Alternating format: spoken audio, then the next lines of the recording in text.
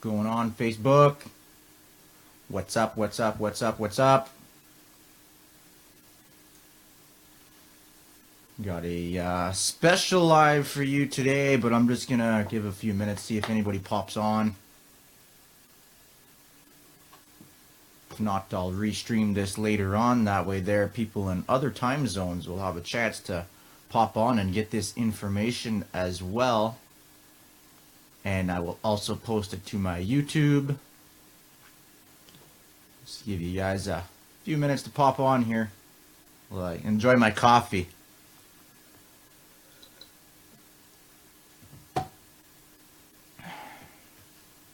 So I got 3 guys on. Fine, I'll go ahead. Like I say, I mean, this will be on my wall, and I'm going to stream it later on this afternoon as well, just for others in other time zones to be able to pop on and get this information. So I'm going to do a video here today.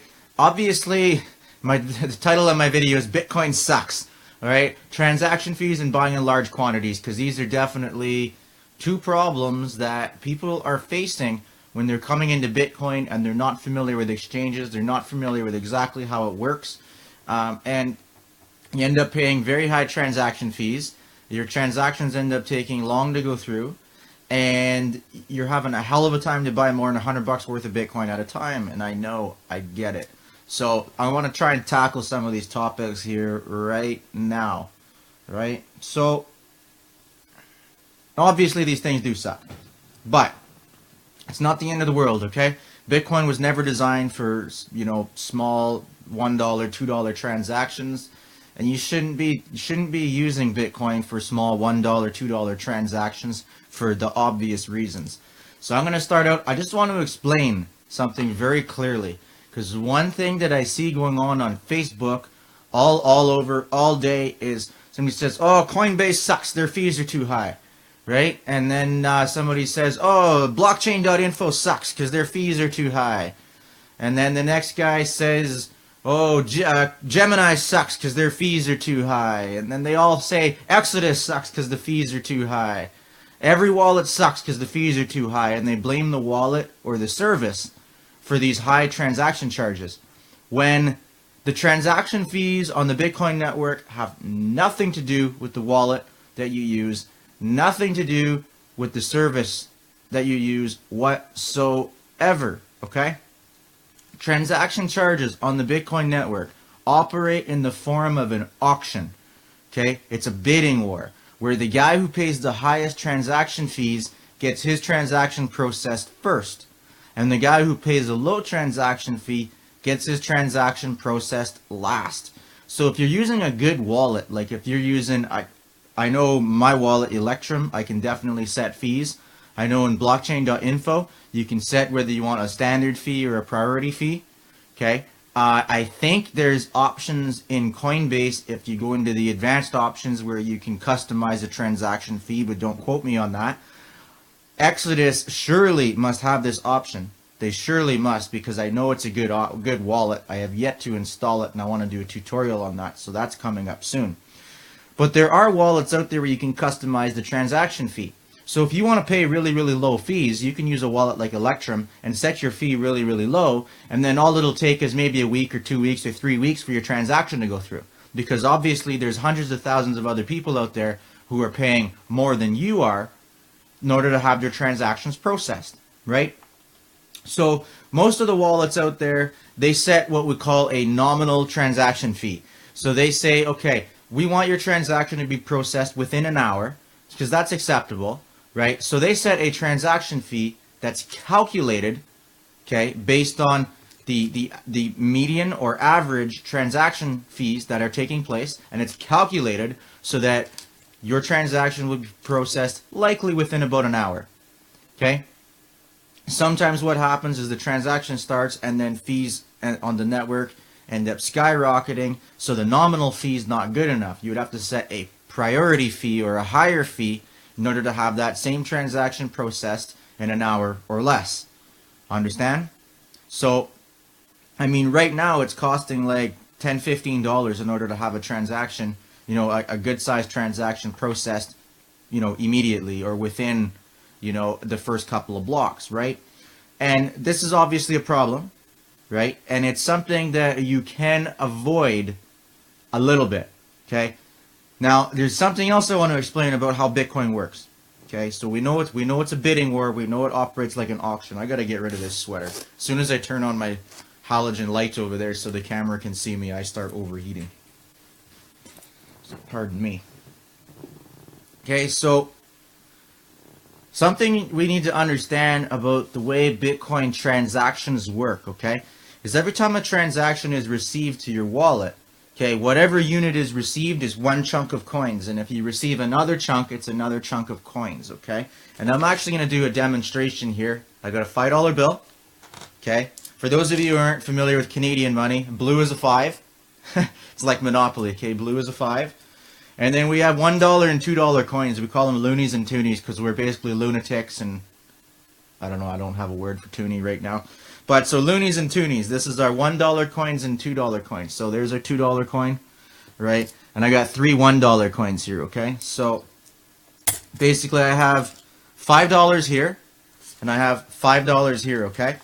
And this is our wallet, okay? This dish is our wallet. I'm going to demonstrate this very simply for exactly how Bitcoin transactions work. So this is your wallet. And I got a bunch of, these are just quarters, okay? So we're just going to call this the random Bitcoin that's in your wallet. Okay, and we're going to use the quarters as, they're going to represent transaction fees, all right? Our dollars, this is going to represent obviously $5 worth of Bitcoin, and these coins are each going to represent $2 or $1 worth of Bitcoin, okay? So,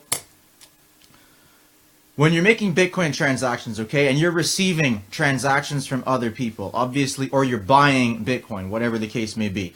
Again, this is not a dollar for dollar demonstration of how Bitcoin transactions work, but it is the concept, and by the end of this you're going to understand one of the major issues, and you're going to understand how to avoid this, okay? A lot of you guys are doing things, you're in programs that are paying you $1, $1, $1, $2, $1, and then you try to go buy something and it costs you an arm and a leg in transaction charges, and here's why, okay? When you are conducting a Bitcoin transaction, it's simple, okay? If somebody sends you $5 worth of Bitcoin, it ends up in your wallet, okay? Fine. Really simple, right? Now, when you want to send Bitcoin to somebody else, okay, you send your $5 of Bitcoin, okay, and that goes, and then you send a transaction charge. So we send one transaction fee, and that's processed. That's fine, okay? No confusion, right? Let me just put our transaction fee back in there, okay? Demonstration. The problem is a lot of you guys are receiving $1, and then you're receiving $1, then you're receiving another $1, and then you receive $2.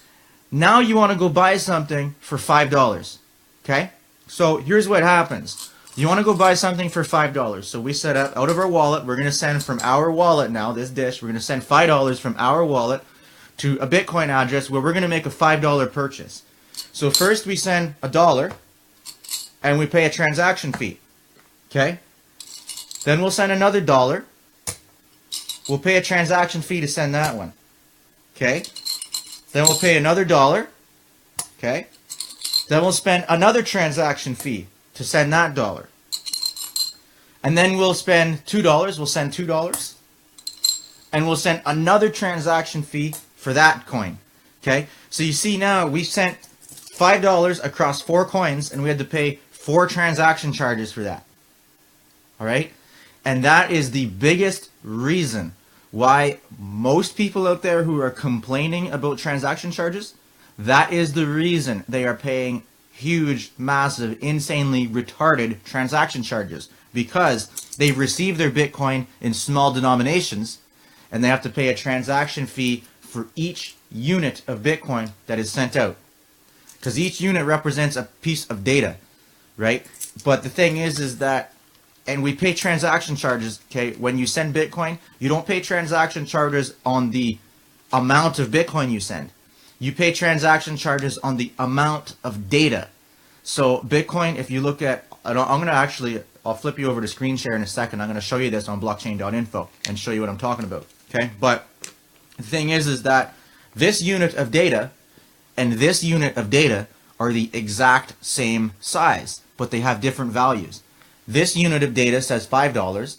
This unit of data says $1, but it takes the exact same number of bytes or kilobytes in order to contain this value or this data, right? So that's the biggest problem, is people sending small denominations. And like, while we're at that, let me flip over to screen share. I'm going to go to blockchain.info and I'm going to show you what I'm talking about precisely. Nope, nope, nope, nope. Sorry, I'm just looking for the right setting. Whoops. Wrong one. There we go. Okay. Now, let me just go up here.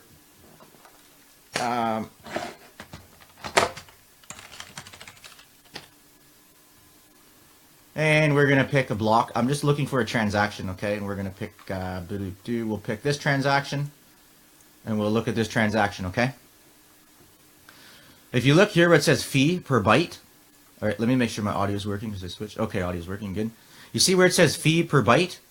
Okay, and so this transaction, so whoever sent this Bitcoin, okay, they sent 2 point some Bitcoin or whatever, right? They sent with a fee of 701 Satoshis per byte, okay? Capital B is byte, not bit. So we sent 701 Satoshis for every byte of data that was contained in here, and the value was 0.00115, whatever. That's what it cost them. So they spent like $20 for that transaction. Retarded, eh? Unbelievable, right? So, yeah, and that's 701 Satoshis per byte. So this transaction would probably get processed really quickly. But let me just go back. Okay, let me go down. Let's pick a different transaction now. Okay, I'm going to pick this transaction and see what they did. Now you see this one, fee per byte. Right? It was 542 Satoshis per byte, okay? Now this person, obviously they had a lot of transactions in here, so they paid a much higher fee. They paid 0.003, which is like, what's that, like $45? Okay? But they had a lot of different transactions, a lot of outputs in this one, okay? So it was a lot of data that had to be transacted, and they paid a smaller fee per byte, but it turned out to a higher total fee. Almost double in the total fee, even though they paid less Satoshis per byte, right? I'll just look at another one here really quick before I go back to my camera. Okay, let me pick one with lots of inputs. This guy probably spent a lot of money. Okay, yeah, look at this one, okay? This guy even smaller. He paid 462 Satoshis per byte, all right? But his total fee was 0.0086. This guy spent literally like $110 in order to have this transaction processed, right? Because he had all these inputs. This is a coin. This is a coin, this is a coin, this is a coin, this is a coin, this is a coin. And it came out, in 2 coins, okay? Each line is a separate piece of data that you need to pay a transaction fee for. And that's why even though he paid less Satoshis per byte, it came out to a higher total fee. Okay? So, again, make sure that when you guys are doing transactions, don't be doing these programs that, don't be doing these programs that, are paying you in $1 coins and $2 coins at a time, and then expect to go make a large transaction with it because you're going to pay stupid, retarded fees. Okay, so that's a really, really big thing that I wanted to cover. Now, something you can do, okay? I know, like myself, I'm just trying to move my coins out of the way here. This demonstration's done. Pardon me. So, something that I do frequently, okay, is like I need to move funds from one exchange to another. Or let's say you're going to go buy funds on Coinbase, okay, and then you want to transfer them to an exchange, right? Why don't you do your exchanges and your transfers in Litecoin instead? And I know it doesn't work all the time. Obviously, a lot of places we're making purchases that you can only make in Bitcoin. That's fine. So we still have to make those transactions in Bitcoin. But what if you're just sending money to your buddy? Okay, you're like, so you have Coinbase and your buddy has Coinbase or whatever wallets, or wherever. Okay, and instead of sending in Bitcoin, why don't you use Litecoin instead? Because it's like super, super fast and super, super cheap. Right? And it works like virtually the exact same way. Like Litecoin's awesome. I love Litecoin. So sometimes I need to send money from Bittrex to Poloniex or the other way. Instead of spending like $50 in transaction fees or whatever the case may be and wait like 6 hours for my transaction to get there, sometimes what I will do, and especially if I need to make a quick trade because I see like an arbitrage opportunity where there's a difference of price on each exchange or something, I will do a quick exchange. If I got my money on Bittrex, I'll do a quick exchange over to Litecoin. Then I'll send Litecoin over to Poloniex, right? And then convert it to whatever coin I want over there, right? And that's one thing that I do to avoid large fees. Okay, so excuse me, I get the burps. So understand that it's a bidding war, okay, and the fees are not set by the service you use, so it doesn't matter. Understand that if you are accepting $1 and $2 coins, you got to spend a transaction charge for each individual coin that you send, okay?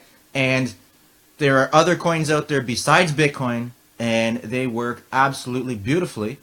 So there's no reason that you need to be doing small transactions with Bitcoin. You should avoid that at all costs, right? Bitcoin is a great store of value, okay? It's a great base currency.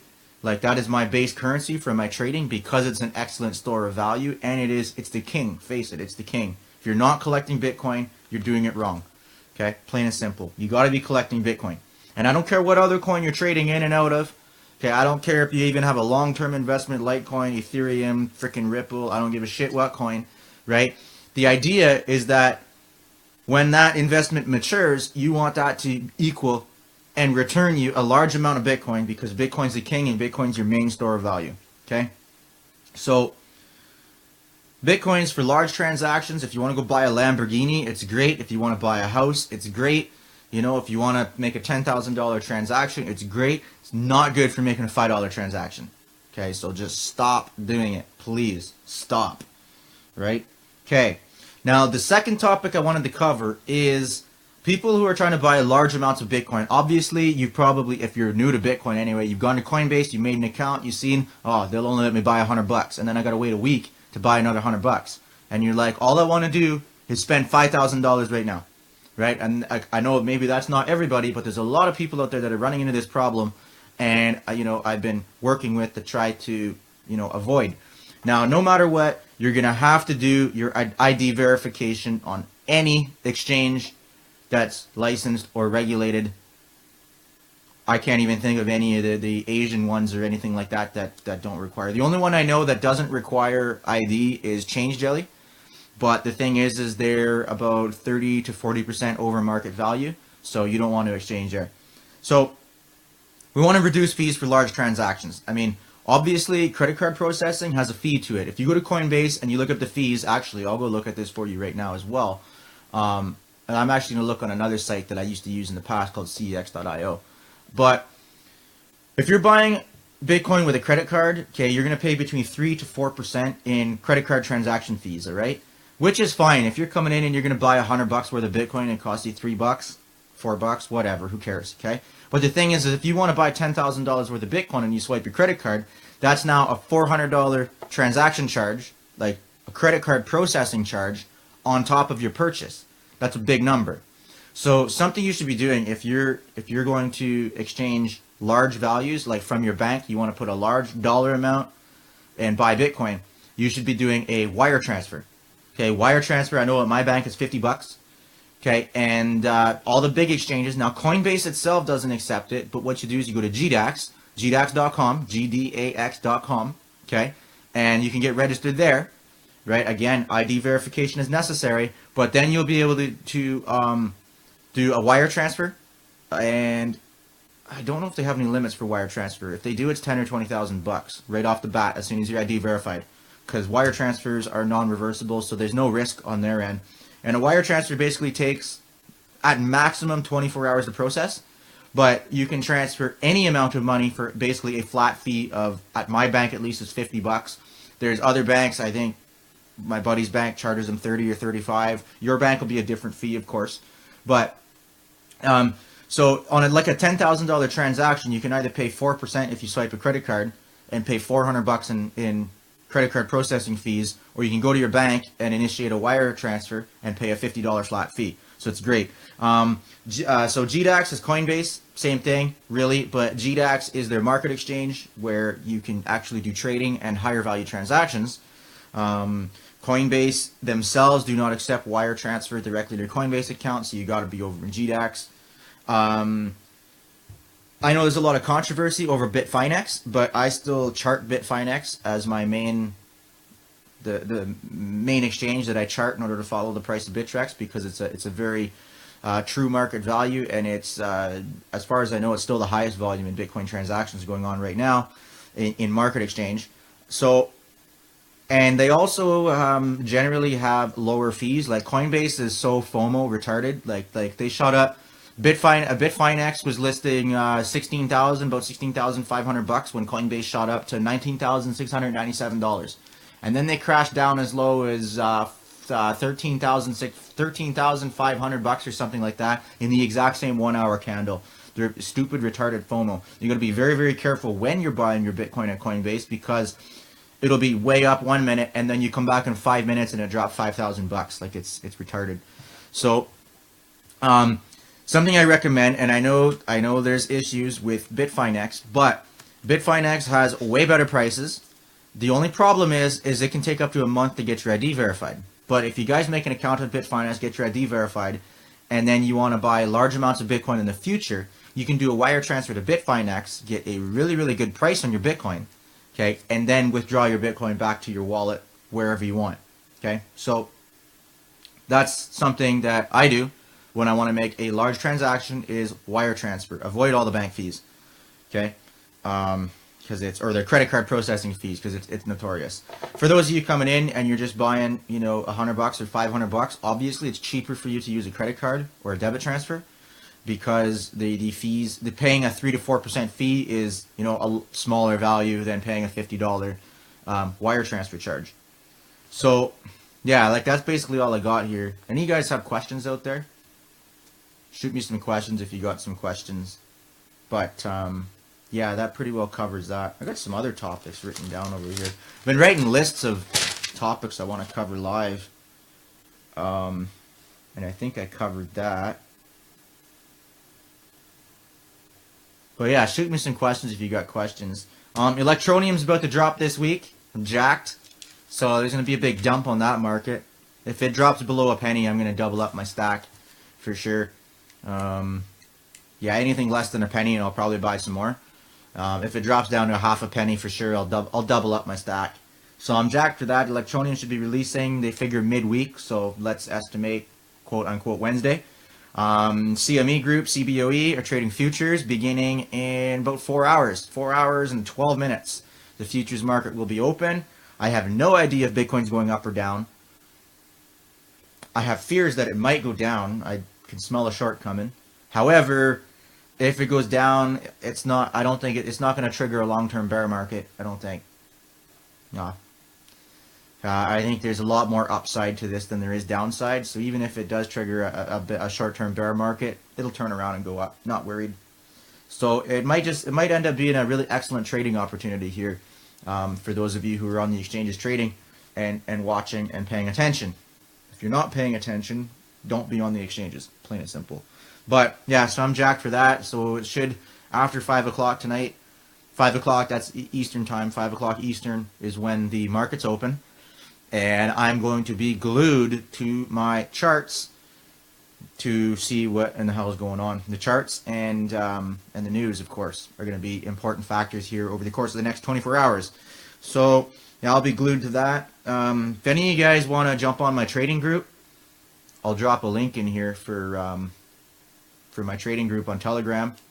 Again, educational purposes only. I'm not a financial investor, but if you'd like to follow along what I do, I'll drop my Telegram group actually right now.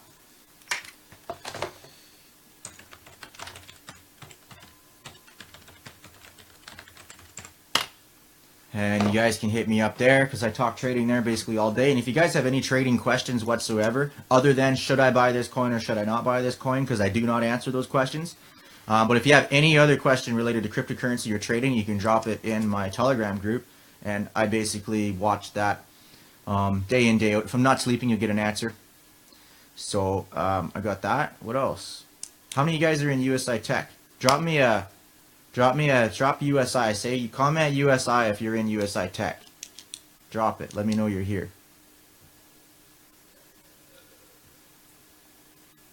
I hate this long delay between when I talk and when You guys see it? Because I'm watching my own feed right now, and it's like about a 30-40 second delay. It's pretty bad. But yeah, I'm loving my USI Tech still. My daily returns are growing. Like I'm pulling just on daily returns. Never mind commission. You know, I don't like to brag about commissions and all that. But just daily returns now, I've got built up. What am I, about 70, about 80 bucks a day now? 80? No, shit, that went up. Let me take a look. Oh yeah, about 80 bucks a day is what I'm returning on my return daily returns. So that's awesome. I'm jacked for that. That's pumping, and it's great. It's so easy to sell because you don't even have to do anything. Just put your money in and watch it grow. So guys, like, I see a lot of names on this feed that have popped on my video, and you guys aren't in USI Tech. I know you're not.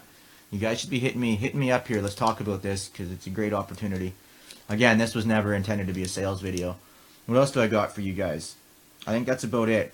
Can't think of any other resources. Anything you guys need? Any questions? Like right now, drop it. Any resources, questions? I'm gonna give you like 10 seconds. 10, 9, 8, 7, 6, 5, 4, 3, 2, 1, half. Okay, that's it. That's it. I'm out. Done. No questions. I'm gone. So, you guys enjoy the rest of your day. And we'll see if we come up with any ideas for a live this afternoon. But I got some work to do. Big things coming for their Crypto Diamonds team with USI Tech. I got a lot of work to do here today. Do some work on the sales funnel. I'm going to streamline some videos. Go through, you know, the whole process of buying Bitcoin and stuff. We're going to boom. Alright guys, enjoy the rest of your day. And see you on the flip side.